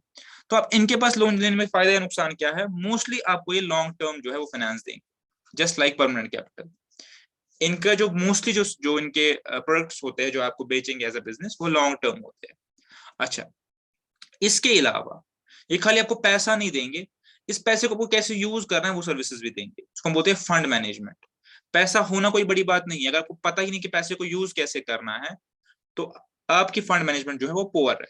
अब मैं आपको एक एग्जांपल दे सकता हूँ, आपने कभी देखा होगा अपनी पर्सनल लाइफ में भी, अपने मतलब आसपास भी एग्जांपल्स में, कि किसी एक बंदे की सैलरी होती है, सपोज मान लीजिए 1 लाख उसकी इनकम है, उसके पास सेविंग या इन्वेस्टमेंट कुछ भी नहीं होता, और कोई बंदा 30-35 हजार में भी अपना सेविंग भी करता है, इन्वेस्टमेंट भी करता है। ऐसा क्यों? इसके पास फंड मैनेजमेंट होती है। फंड मैनेजमेंट एक अलग चीज है, इसका जो लेना देना है वो इनकम के साथ नहीं है। फंड मैनेजमेंट क्या क्या मतलब है कि आप अपना पैसे का इनफ्लो, जहां जहां से पैसा आ रहा है, एंड आउटफ्लो जो है, क्या उस पे आपका कंट्रोल है या नहीं, या आपको ये आइडिया है कि मेरा पैसा कहां से आ रहा है और कहां जा रहा है। ठीक है। तो अगर आपका पैसा आ रहा है, सपोज आप मान लीजिए सैलरी से आ रहा है, ठीक है, कहीं से आ रहा है, सैलरी से आएगा या बिजनेस से आएगा, कहीं से पैसा आएगा, जो सोर्स है पैसा कमाने के, सैलरी से, बिजनेस से, बैंक इंटरेस्ट से, जहां से भी आ रहा है, तो ये आपके सोर्सेज हो गए। और जा कहाँ रहा है? अब देखिए आपका पैसा जा कहाँ रहा है, मोबाइल फोन्स में फॉर एग्जाम्पल, ब्रांडेड क्लोथ्स में for example, and all these things, ये एक एग्जाम्पल है, ठीक है। तो at the end of the day आप रियलाइज करेंगे कि there is no saving, because यहाँ से आपका इनफ्लो है और यहाँ से आपका आउटफ्लो है, और आउटफ्लो भी उन चीजों पे है विच आर नॉन अर्निंग, जो आगे कमा के नहीं दे रही है। अगर आपका आउटफ्लो जो है वो नॉन अर्निंग चीजों पे, फॉर एग्जाम्पल ले लीजिए, आपने गाड़ी खरीदी, तो गाड़ी नॉन अर्निंग है, गाड़ी आपको कुछ कमा के तो नहीं देगी। सिमिलरली मोबाइल फोन है, नॉन अर्निंग है। तो ये सब अगर आपका सारा खर्चा जो है नॉन अर्निंग चीजों पे हो रहा है, कि जिनको हम लाइबिलिटीज भी बोलते हैं, आपका लाइबिलिटीज पे खर्चा हो रहा है, तो आपकी जो इन्वेस्टमेंट और सेविंग को तो होगी नहीं कभी। तो अब ये इसको बोलते हैं, इस पर्टिकुलर फील्ड को हम बोलते हैं फंड मैनेजमेंट। ये एक फील्ड है फंड मैनेजमेंट, या इसका एक और नाम आजकल आया है पर्सनल फाइनेंस मैनेजमेंट। तो काफी पर्सनल फाइनेंस कंसल्टेंट्स भी मार्केट में है, जो को बताएंगे वो अपने पर्सनल फाइनेंस को जो है वो कैसे मैनेज करना है। कंपनी लेवल पे इनको हम बोलते हैं फंड मैनेजर्स। तो ये जो एनबीएफसीज होती है, ये पैसे के अलावा आपको फंड मैनेजमेंट सर्विसेज भी देती है, कि अपने पैसे को यूज कैसे कर सकते हो, इससे आप बेटर पैसा कैसे कमा सकते हो, आप इन पैसों का बेटर यूज कैसे कर सकते हो। अच्छा, जो फ्लेक्सिबिलिटी बैंक्स में हो यहाँ पे भी है। फ्लेक्सिबिलिटी कौन सी? लॉन्ग टर्म, शॉर्ट टर्म की, रिपेमेंट की, अमाउंट की, वो आपको यहाँ पे भी है। जो वहां पे क्रेडिट वर्दिनेस आपको मिलेगी वो यहाँ पे भी मिलेगी, बिकॉज ये भी सिबिल में रिफ्लेक्ट करता है, ठीक है। अच्छा, बैंक्स में नॉर्मली क्या होता है, इंटरेस्ट रेट्स और नॉन कॉम्पिटेटिव, ठीक है। बैंक्स में नॉर्मली इंटरेस्ट रेट्स होते हैं नॉन कॉम्पिटेटिव। का मतलब क्या होता है, बिकॉज इंटरेस्ट रेट्स कैसे वो लोग निकालते हैं, वो निकालते हैं आरबीआई का रेट जो चल रहा है प्लस जो मतलब तो बेस पॉइंट बोलते हैं, प्लस 0.25, 0.75, 0.5। तो उतना फर्क नहीं पड़ता। सपोज एक बैंक का इंटरेस्ट रेट होगा 14%, एक का होगा 13, 12.5, यही होगा, उतना फर्क नहीं पड़ेगा। लेकिन एनबीएफसीज में आपको कॉम्पिटेटिव रेट मिलते हैं। एक अगर आपको ऑफर करेगा 15 से करेगा 10%, 8% ऑफर करेगा, तो आपको कॉम्पिटेटिव रेट पे जो है पैसा मिल जाता है एनबीएफसी से एज अ कंपनी। और लास्टली एनबीएफसीज आपको अंडर राइटिंग सर्विसेज भी देते हैं। अंडर राइटिंग में आपको पहले एक्सप्लेन कर रखी है। एनबीएफसीज जो है उनसे आप अंडर राइटिंग सर्विसेज भी जो है वो ले सकते हैं। ये वाला पार्ट मैंने पहले ही कवर कर लिया था। अब इसके डिमेरिट्स क्या है, इनका जो क्राइटेरिया लोन का होता है वो इतना इजी नहीं होता। जैसे बैंक का मैंने क्या रखा था, इजी होता है, इनका इजी नहीं होता है। फ्लेक्सिबल होता है बट इजी नहीं होता। तो इनका लोन डिसबर्समेंट का क्राइटेरिया काफी रिजिड होता है, जिसको ये चेंज बिल्कुल भी नहीं करते।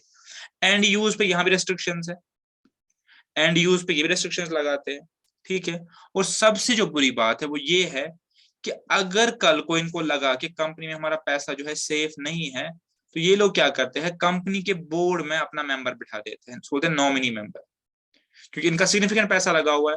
सपोज 200 करोड़ की कंपनी है सपोज, और 150 करोड़ जो है एनबीएफसी का लगा हुआ है, तो ये तो अपना बंदा बिठाएगी इसके बोर्ड पे, तो कहते पैसा तो सारा मेरा लगा है, शेयर होल्डर तो किसी काम के नहीं, उनको तो 50 करोड़ ही लगा जाए, पैसा तो मेरा लगा है।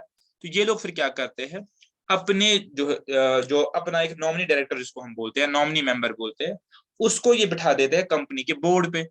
उससे क्या होता है, आपकी सिक्रेसी जो है ब्रीच हो जाती है, आपके सीक्रेट बाहर चले जाते हैं, और आपकी मैनेजमेंट में हमेशा क्या इंटरफेरेंस जो है वो रहती है, ठीक है। Next, public deposits. अब 2 स्लाइड का बचा है तो उसको कंप्लीट करते हैं। पब्लिक डिपॉजिट्स, अब पब्लिक डिपॉजिट का क्या मतलब होता है, पब्लिक डिपॉजिट, अच्छा, ये खाली कंपनी के केस में एप्लीकेबल है, नॉन कंपनी ये सब नहीं करती। कभी कभार कंपनी को क्या होता है, कभी कभार कंपनी को शॉर्ट टर्म में जो है, ध्यान रखिए मैंने वर्ड यूज किया शॉर्ट टर्म, शॉर्ट टर्म में आप मान लीजिए 1 से 3 साल के लिए कंपनी को पैसे की जरूरत पड़ी, तो कंपनी ना तो डिबेंचर इशू करना चाहती है, ना बैंक से लोन लेना चाहती है। तो ऐसी सिचुएशन में जो कंपनीज होती है, पब्लिक कंपनीज, अभी ध्यान रखिए ये चीज तो पब्लिक कंपनी ही कर सकती है, बिकॉज प्राइवेट कंपनी में पढ़ा था कि रेस्ट्रिक्शन है कि वो लोग पब्लिक से डिपॉजिट नहीं ले पाएंगे। तो पब्लिक कंपनी क्या करती है, ये मूव करते टुवर्ड्स पब्लिक, ठीक है। ये पब्लिक को बोलती है आप आओ और अपना पैसा मेरे पास डिपॉजिट रखो। दो चीजों में फर्क है। जब डिबेंचर कंपनी इशू करती है तो वो instrument of debt, instrument of debt जो है वो साइन करके इसको दे देती है। तो यहाँ पे अगर आप देखें तो विलिंगनेस कौन दिखा रहा है, विलिंगनेस कंपनी दिखा रही है कि कंपनी को जो है डेट चाहिए। लेकिन यहाँ पे उल्टा है, यहाँ पे कंपनी क्या करती है, कंपनी पब्लिक को बोलती है कि आप आके अपना पैसा हमारे पास रखो। तो विलिंगनेस कौन दिखाएगा यहाँ पे, पब्लिक। और ये कौन कर सकता है? ये बड़ी कंपनीज ही कर सकती है जिनके मार्केट में कोई स्टैंडिंग हो। फॉर एग्जांपल रिलायंस जैसी कंपनी या और टाटा जैसी कंपनी, बड़ी कंपनीज जिन पे आपको भरोसा हो। तो रिलायंस जैसी कंपनी सपोज एक पब्लिक डिपॉजिट निकाली और बोलेगी कि सपोज मुझे 200 लाख का पब्लिक डिपॉजिट चाहिए, तो अपना एक अकाउंट नंबर दे देगी कि आप इस अकाउंट में अपना जो डिपॉजिट है वो जमा करवाइए, आपका पैसा रहेगा हमारे पास। ठीक है, इसके अगेंस्ट आप कुछ इंटरेस्ट देंगे। इंटरेस्ट रेट कम होते हैं नॉर्मली 4%, 5% जो भी है, कम इंटरेस्ट रेट देंगे। इसके जो है इसके बरक्स जो है आपको हम इंटरेस्ट देंगे। ठीक है, आपको इंटरेस्ट हम इसके अगेंस्ट देंगे। तो आप अपना पैसा जो है हमारे पास रखो। अब इससे क्या होता है? इससे ये होता है कि जैसे ही आप पैसा डिपॉजिट करते हैं, आपने पैसा डिपॉजिट किया, सपोज आपने डिपॉजिट किया अपना पेमेंट रिलायंस में, जैसे आप ऑनलाइन जाके अपना पैसा डिपॉजिट, आपको रिसीट निकलेगी। ठीक है, अब ये एक्नॉलेजमेंट ऑफ डेट नहीं है, फर्क समझिए। This is not acknowledgement of debt. पहले केस में, डिबेंचर केस में क्या था? कंपनी एक्नॉलेज करती थी कि आपने हमें कर्जा दिया है 100 करोड़ का, कर्जा दिया है 100 करोड़, यानी मैंने कर्जा लिया है आपसे 100 करोड़ का या 10 करोड़ का, जो भी डिबेंचर होता है। बट पब्लिक डिपॉजिट में क्या होता है? जब आप पैसा जमा करते हैं तो इज इट एज इफ कि आपने पैसा कंपनी के पास जमा रखा है डिपॉजिट, जैसे आप नॉर्मली बैंक के पास पैसा जमा रखते हैं सेविंग अकाउंट में, वैसे ही आपने किसी बड़ी कंपनी के पास पैसा डिपॉजिट रखा। तो आपको क्या मिलेगा? एक्नॉलेजमेंट ऑफ डेट नहीं मिलेगा, मिलेगा रिसीट ऑफ डिपॉजिट। यानी कंपनी आपको रसीद देगी कि आपने जो डिपॉजिट मेरे पास रखा है वो आपका डिपॉजिट मेरे पास है। ठीक है, इसकी पीरियोडिसिटी क्या रहती है? 1 से 3 साल शॉर्ट टर्म के लिए होता है, और इस पे आपको जो है इंटरेस्ट मिलेगा। बट इसमें क्या है? इसमें सेंट्रल गवर्नमेंट और सेबी की काफी सारी गाइडलाइंस है, बिकॉज पब्लिक इन्वॉल्व है, जो आपको सबसे पहले फॉलो करनी पड़ती है। मैं लिख देता हूँ सेबी और सेंट्रल गवर्नमेंट की गाइडलाइंस। ठीक है, जो आपको फॉलो करनी पड़ती है। डीमेरिट्स में एक और चीज ऐड कर दी है, क्यों? क्योंकि एक रिस्ट्रिक्शन भी है कि आप अपने कैपिटल का कुछ पोर्शन, सपोज 20 या 25% जो पोर्शन है अपने कैपिटल का, उससे ज्यादा पब्लिक डिपॉजिट रेज नहीं कर सकते। वो आपको इक्विटी शेयर या दूसरे तरीकों से ही रेज कर रहा है। तो कुल मिला के कॉन्सेप्ट ये है कि आप इनवाइट करते हो पब्लिक को कि हमारे पास अपना पैसा जमा रखो। बड़ी कंपनीज ही ये करती है, तो पब्लिक आके अपना पैसा आपके पास छोड़ देती है, आप उनको टाइमली इंटरेस्ट देते हो और एक रसीद दे देते हो उस पैसे की। बाद में आपकी जब मर्जी है, एट विल आप उस पैसे को, जब आपको जरूरत नहीं है, तब उस पैसे को वापस दे सकते हो। अब ये बैंक से तो डिफरेंट है, पता है क्यों? बैंक से थोड़ा सा ज्यादा इंटरेस्ट रेट देते हैं ये लोग, बैंक से थोड़ा सा ज्यादा इंटरेस्ट रेट दे देते हैं, थोड़ा ज्यादा, greater than bank. Reason being, तभी तो बंदा बैंक से पैसा निकाल के कंपनी को देगा।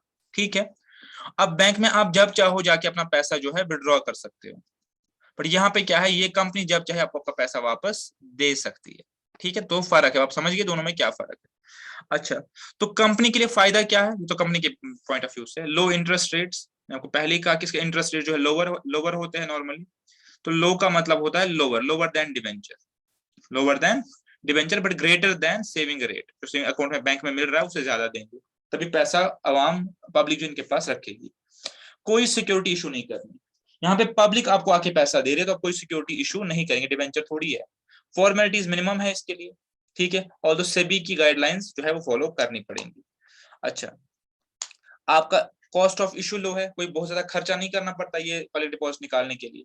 कोई बहुत ज्यादा डॉक्यूमेंटेशन नहीं है, कोई रजिस्ट्रेशन नहीं है, कोई डीड नहीं बनानी, तो आपका जो डॉक्यूमेंटेशन है वो खर्चा कम होता है।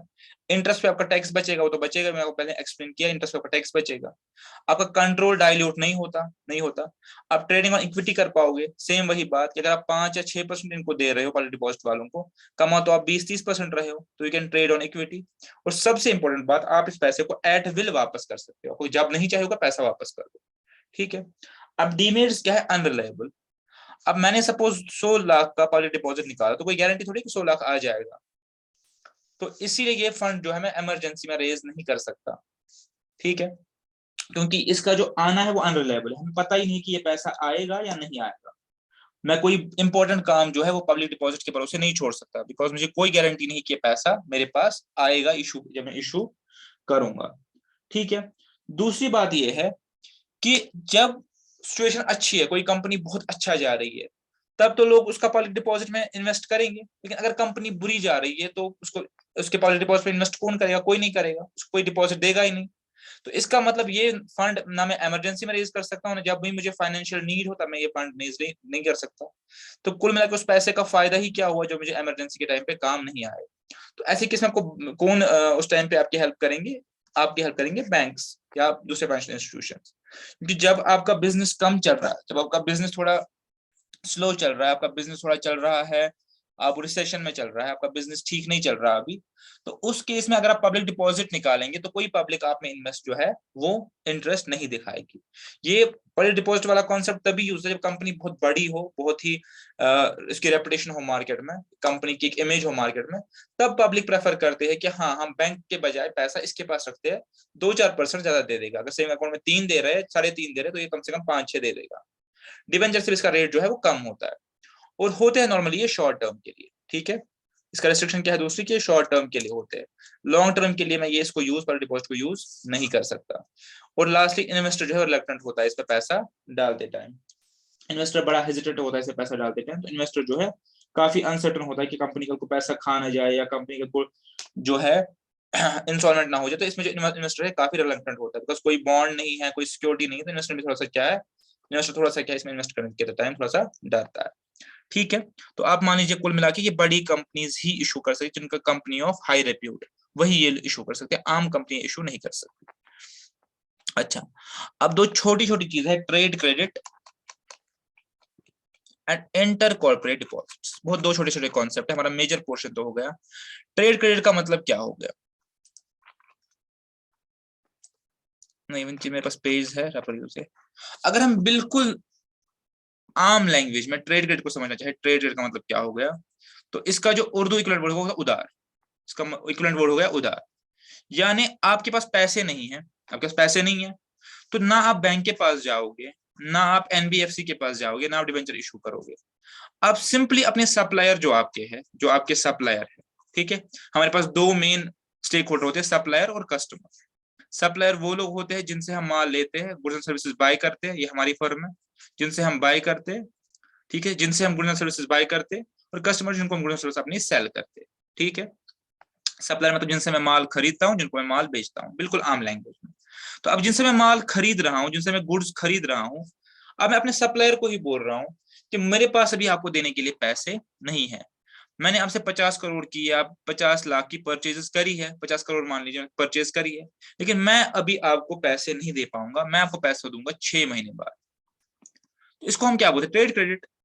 कि जो आप ट्रेड करते हैं, जो आप नॉर्मली आपका बिजनेस डीलिंग है, उसमें आप अपने सप्लायर को क्या बोलते हैं कि हमें आप क्रेडिट एक्सटेंड करो। जो गुड्स एंड सर्विसेज हम आपसे परचेज करेंगे, उस पे आप हमें क्रेडिट एक्सटेंड करो। ये 2 महीने का भी हो सकता है, 6 महीने का भी हो सकता है, जो भी उस इंडस्ट्री का नॉर्म हो। और ये बिल्कुल नॉर्मल है, हर बिजनेस में नॉर्मल सा है, ये कोई बहुत बड़ी बात नहीं है। आपको पता होगा कि बहुत सारे बिजनेस उधारी पे ही चलते हैं। तो अब फिर क्या होता है, ये बंदा जब आगे माल खरीदा, ये आगे माल बेचेगा, कस्टमर्स को पैसा दे, कोई पैसा इसको सप्लायर को वापस देगा। तो ये जो मैं 6 महीने का गैप था, ये मैं कैसे फिल किया, ना मैंने बैंक से लोन लिया, ना एनबीएफसी लोन लिया, मैं सिंपली क्या किया, अपने सप्लायर से ही कर्जा उठा लिया। मैंने ट्रेड क्रेडिट अपने सप्लायर से ही उठा लिया। अब सप्लायर मुझे क्रेडिट क्यों देंगे, बिकॉज उनका मेरे साथ बिजनेस है, वो मुझसे प्रॉफिट कमा रहे हैं, 50 करोड़ में उनका प्रॉफिट भी होगा। इसलिए सप्लायर रिलेटेड नहीं होंगे मुझे, सप्लायर रिलेटेड नहीं होंगे मुझे अपना क्रेडिट जो है वो देने में, कोई बड़ी बात नहीं है उसके लिए। तो इसको हम बोलते हैं ट्रेड क्रेडिट, बहुत ही सिंपल सा कॉन्सेप्ट है। अब ट्रेड क्रेडिट के फायदे और नुकसान क्या है, कोई ज्यादा इसमें है नहीं, बहुत ही सिंपल सा कॉन्सेप्ट है। सबसे बड़ी पहला मिनट की इजी है। इजी क्यों है, बिकॉज नॉर्मली इंडस्ट्री में ही चलता है। अब कोई भी इंडस्ट्री में जाओ तो हर इंडस्ट्री में क्रेडिट का एक लिमिट होता है कि 6 महीने का क्रेडिट चलता है, 3 महीने का क्रेडिट चलता है। तो एज ए इंडस्ट्री प्रैक्टिस आपको क्रेडिट इजिली अपने सप्लायर से मिल जाएगा, सब्जेक्ट टू अगर आपने आपकी क्रेडिबिलिटी है, आपकी रेपुटेशन मार्केट में है, इट्स रेपुटेशन बेस्ड, ठीक है। यहाँ पे ऐड कर सकते हैं आप रेपुटेशन बेस्ड। अब ये नहीं कि हर किसी को क्रेडिट मिलेगा, यहाँ पे आप डीमेरिट में ऐड कर सकते हैं कि रेपुटेशन बेस्ड है। अच्छा, तो इजी है, इंस्टेंट क्रेडिट है, आपको कोई जाना नहीं है, कोई कागजात साइन नहीं करने, कोई गिरवी नहीं रखना है, आपका इंस्टेंट क्रेडिट है। आप गए सप्लायर के पास, वहां से माल उठा लिया, ये आपका इंस्टेंट क्रेडिट हो गया, डॉक्यूमेंटेशन की जरूरत ही नहीं है। और लास्टली फ्लेक्सिबल एंड पर्सनल। इसकी टर्म्स एंड कंडीशंस क्या होगी रिपेमेंट की, 2 महीने, 2.5 महीने, 3 महीने, वो फ्लेक्सिबल है और आपकी पर्सनल रेपुटेशन पे जो है या बिजनेस रेपुटेशन पे जो डिपेंड करता है। अच्छा, अब डीमेरिट क्या है इसका, लॉस ऑफ कैश डिस्काउंट। एक कॉन्सेप्ट आता है, आई होप आपने अभी तक अकाउंटेंसी में कवर किया होगा, मुझे नॉलेज नहीं है, बट मैं मुझे जहां तक आप अकाउंटेंसी में भी आए हुए हैं तो आपने ये टर्म कवर की होगी, कैश डिस्काउंट और ट्रेड डिस्काउंट। ट्रेड डिस्काउंट वो डिस्काउंट है जो नॉर्मली चलता है, जो इंडस्ट्री में चलता है, कि 100 रुपए की एमआरपी है, 10% जो है इस पे डिस्काउंट है, 90 रुपए में ये चीज मिलेगी, ये ए को भी मिलेगी, बी को भी मिलेगी, सी को भी मिलेगी। तो ये डिस्काउंट जो होता है हर किसी के लिए होता है, ट्रेड डिस्काउंट। इसलिए शायद हमने पढ़ा था कि किताबों में नहीं लिखा जाता। क्यों नहीं लिखा जाता? तो ये हर किसी को देना है। जब हर किसी को देना है तो फिर लिखने का क्या फायदा? इसका मतलब ये हो गया कि माल 90 रुपीज का ही मुझे बेचना है। जब मुझे यहाँ पे करेंगे, सपोज एक चीज की एमआरपी जो है वो 100 रुपए है, और इसको मैं क्या कर रहा हूँ, 10% ऑफ दे रहा हूँ। इसको बोलते हैं ट्रेड डिस्काउंट। 10 रुपए तो 90 रुपीज का ही नेट में सेल करूंगा। तो इसकी हम अकाउंटिंग नहीं करते, रीजन बीइंग बिकॉज ये हर किसी को मिलना है। तो जब हर किसी को मिलना है तो इफेक्टिवली मैं ये बोल सकता हूँ कि मेरी जो कॉस्ट है नेट या सेल प्राइस है वो 90 रुपीज ही है। इसलिए हमेशा ये 90 रुपीज को ही रिकॉर्ड करता हूँ। अब ये 90 रुपीज पे सेल की, ए को, बी को, सी को, डी को, तो चारों लोग जो है या पांचों लोग, हर किसी को 90 रुपए पे मैं ये प्रोडक्ट जो है वो बेचूंगा आफ्टर ट्रेड डिस्काउंट। लेकिन अब मैंने क्या किया, इसके बाद मैंने क्या किया,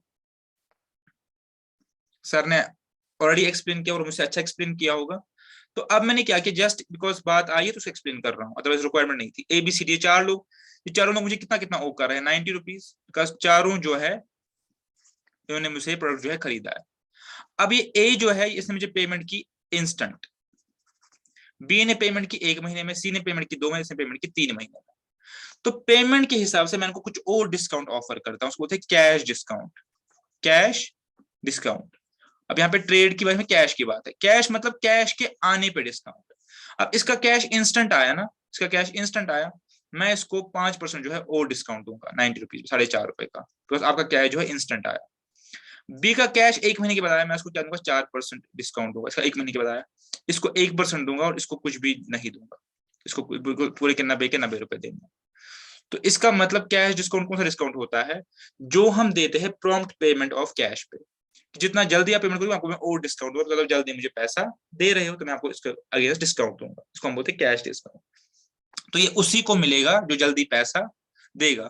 तो जितना ये डिस्काउंट होगा, जो भी हर बंदे के लिए अलग अलग होगा, आप उतनी मैं डिस्काउंट की एंट्री बाद में पास करूंगा। मैंने ए को अपनी बुक्स में बुक किया होगा एज डेटर, पैसे देने वाला डेटर, बाद में मैं जितना मैं इसको डिस्काउंट दूंगा, डिस्काउंट एज अपना खर्चा जो है बुक कर दूंगा अपनी बुक्स में, वो अपनी सीखा होगा। तो अब आते हैं अपने पॉइंट पे वापस, कि जब मैं ट्रेड क्रेडिट उठाता हूं तो मुझे मेरा कैश डिस्काउंट जो है वो लॉस हो जाता है। अगर मैं प्रोडक्ट जो है क्रेडिट पे उठाता हूं तो मैं कैश डिस्काउंट फिर बाद में अवेल नहीं कर पाऊंगा। ठीक है, सबसे पहला डीमेरिट है लॉस ऑफ कैश डिस्काउंट। अच्छा, तीसरा मैंने बता दिया पहले, रेपुटेशन बेस्ड होता है। क्या आपको ये तभी मिलेगा कि मार्केट में कोई स्टैंडिंग है, ऐसे हर किसी बंदे को मार्केट में क्रेडिट जो है वो नहीं मिलता। मार्केट क्रेडिट में बोलते, ट्रेड क्रेडिट की बात कर रहा हूँ। एंड हाई प्राइसेस का आपको पता ही है, कोई दुकानदार के साथ भी देखा होगा कि अगर आपके मोहल्ले में कोई शॉपकीपर है तो वो कैश में कोई चीज देता है 10 रुपए की, और यही अगर उसके साथ आप हिसाब रखोगे कि 1 महीने में पैसा देंगे तो वही चीज आपको देगा 12 रुपए की या 11 रुपए की। और ये नॉर्मल है हर इंडस्ट्री में, कैश का रेट अलग होता है, क्रेडिट का रेट जो है नॉर्मली अलग होता है। तो होता क्या है, नॉर्मली जब आप क्रेडिट पे कोई चीज देते हैं तो आपको हायर प्राइसेस जो है वो पे करने पड़ते हैं। इनडायरेक्टली इंटरेस्ट कंपोनेंट जो है इनबिल्ट होता है इसमें, इनबिल्ट, बट हम इसको एज इंटरेस्ट नहीं देख रहे, हम इसको एज परचेजेस ही देख रहे हैं। इनडायरेक्टली अगर 10 रुपए में कैश में मिल रहा है, 11 रुपए क्रेडिट में मिल रहा है, तो इसका मतलब क्या है, इसमें इनबिल्ट जो है इंटरेस्ट है, इसमें इनबिल्ट है, इंटरेस्ट का एलिमेंट है, बट हम इसको एज इंटरेस्ट नहीं देख पा रहे, हम इसको देख रहे हैं एज परचेज, या इसका अगर कुछ और नाम देना चाहते हैं उसको लिख सकते हैं, हम इसको देख सकते हैं एज एनहांस्ड परचेज वैल्यू, हमारा परचेज वैल्यू जो है वो एनहांस हो गया है। ठीक है, तो कोई बात नहीं है। तो ये तीन ड्रॉबैक्स हो सकते हैं इसके, कि एक तो आपको कैश डिस्काउंट नहीं मिलेगा, और दूसरी बात है कि आपको जो हायर प्राइसेस पे वो सेल करेगा, और तीसरा रेपुटेशन बेस्ड होता है, हर किसी को ट्रेड क्रेडिट जो है वो नहीं मिलता। अब लास्ट पार्ट और बहुत छोटा सा पार्ट, इंटर कॉर्पोरेट डिपॉजिट्स।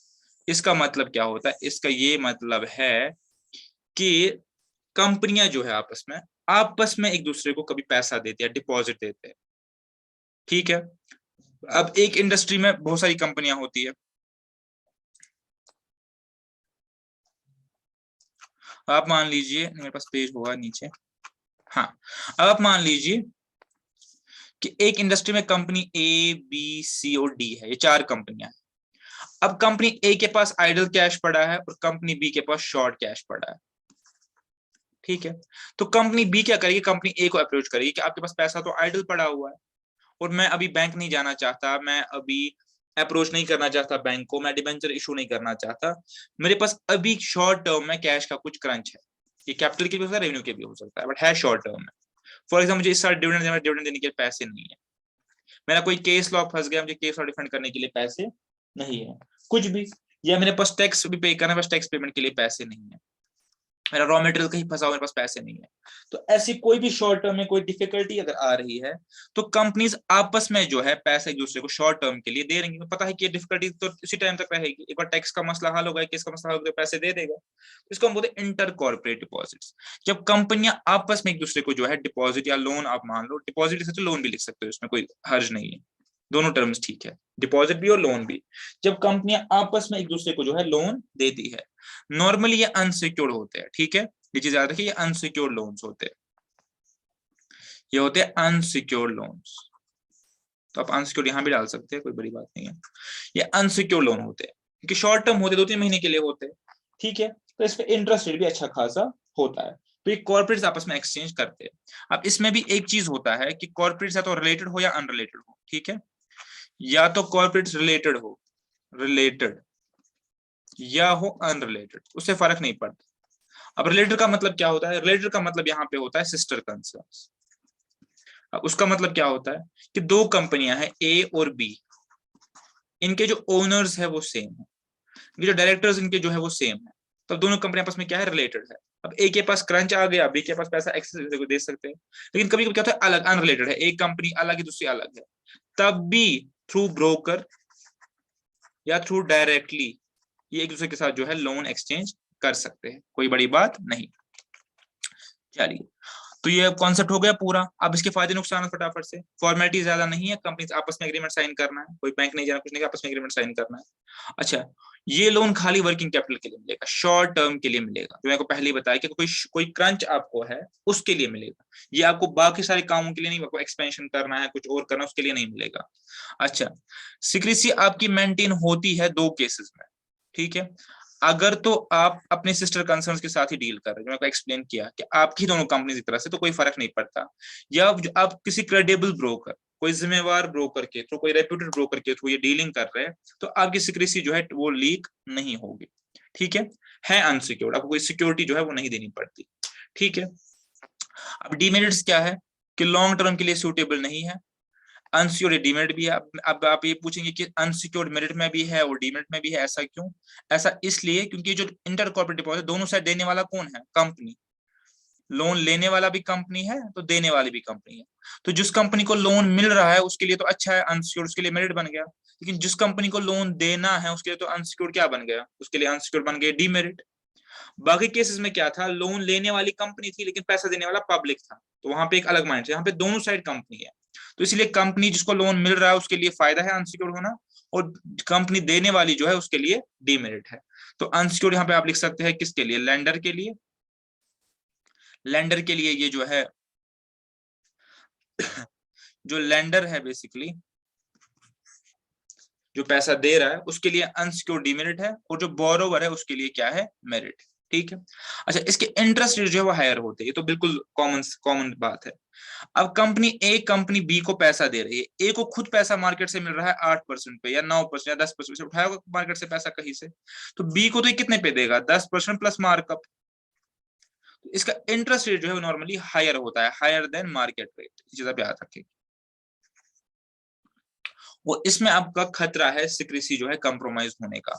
वो कैसे खतरा है, अगर तो आपकी सिस्टर कंसर्न नहीं हुई या आपने किसी रेप्यूटेड ब्रोकर के थ्रू डील नहीं की, डायरेक्टली डील की, तो आपकी सिक्रेसी जो है वो खतरे में पड़ सकती है। तो सिक्रेसी को बचाने के लिए, इंश्योर करने के लिए आपको या तो सिस्टर कंसर्न्स में आपस में डील करना है, या तो फिर कोई क्रेडिबल ब्रोकर है उसके थ्रू एग्रीमेंट एग्जीक्यूट करवाना है। With this we complete chapter number 8, effectively और चैप्टर नंबर 4, और आपकी छुट्टी जो रहेगी वो रहेगी थर्सडे तक, नेक्स्ट क्लास आएगी फ्राइडे को, और फ्राइडे को हम वापस रिज्यूम करेंगे कौन सा चैप्टर नंबर, टर्म 1 का चैप्टर नंबर 3, जो कि हमारा चैप्टर नंबर 5 होगा, ठीक है। तो stay tuned and goodbye, और फिर से एक बार हैप्पी